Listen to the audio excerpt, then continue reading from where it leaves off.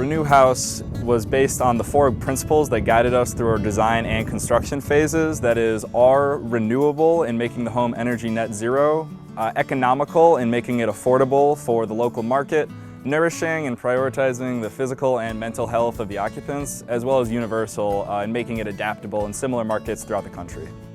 RENU is like the energy concept, saving on energy costs, and it's good for the environment, you know, and that's what it just means to me. It's wonderful.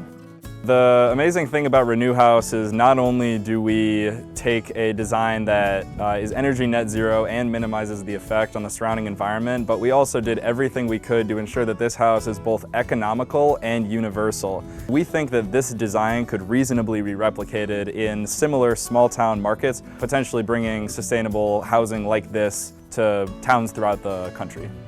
The world is changing. Everyone is trying to be like, go green. And I think it's just amazing to be included into that because so much stuff is getting harder to manage, you know, financially. So it's just great that we get to be the ones to save and also help the earth at the same time.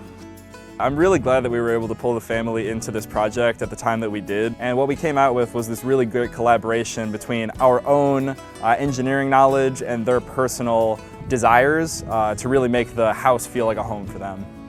From the beginning, they, you know, called us and let us in on the first stages of the design, and then was telling us about the solar panels that would come with the home, and that's new to us. The whole team has been telling us each process as it goes along, you know, calling us, make sure to check up if we like certain inclusions inside the home. So it's been great to be included. Even though we're just getting to know each other, it feels like, you know, we're becoming a family with the Solar Decathlon.